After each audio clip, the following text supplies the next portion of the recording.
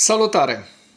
Acum că s-a terminat și cu scandalul ăsta cu vicepremierul Atanasiu, am fost întrebat de câteva lume ce părere am evitat să răspund într-un fel sau altul, din mai multe motive.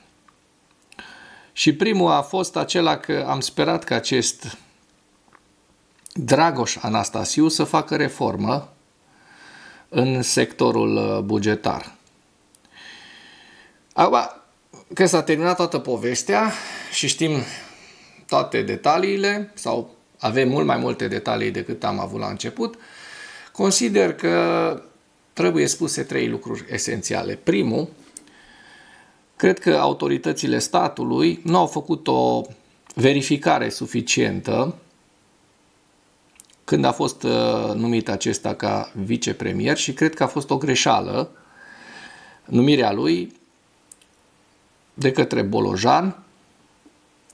A doua chestiune, cred că Atanasiu n-a făcut la rândul său dovadă de bună credință, știind că are niște probleme și niște scheleți în dulap. Cred că nu aceștia sunt singurii scheleți ai antreprenorului Atanasiu, Dragoș Atanasiu, care are într-adevăr o activitate prolifică, are în jur de 20 de firme.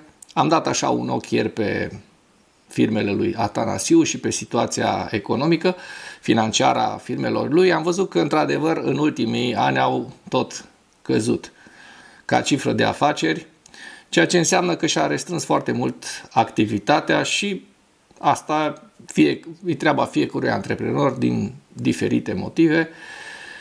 Probabil că visa să se lanseze pe partea asta politică și probabil că voia să facă niște lucruri foarte bune pentru că avea o experiență foarte mare și eu cred că ar fi restructurat companiile astea de stat. Dar iată,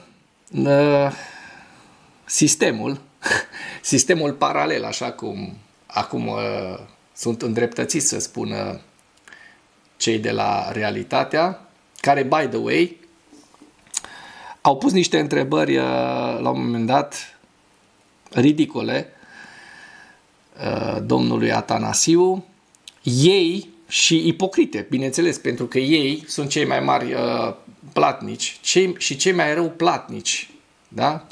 Cei mai mari răi platnici pe care îi are televiziunea din România. Trusturile de televiziune niciuna nu datorează 30 ceva de milioane de euro statului român. Iar ei puneau niște întrebări care chiar nu erau ei vizați să pună aceste întrebări, pentru că sunt o agenție de știri incorectă, care fac propaganda Kremlinului, la fel și cei de la România TV, care au un patron fugar, Sebastian Ghiță, nu au nicio legitimitate să pună acele întrebări. Și mai ales să se lege să atace familia. Asta mi s-a părut de foarte, foarte prost gust. Acum, trecând peste toate aceste lucruri și gândind rațional, eu sper ca reforma asta să continue. Al treilea lucru pe care eu îl văd și trebuie să-l spun acum, dacă reforma nu va continua, înseamnă că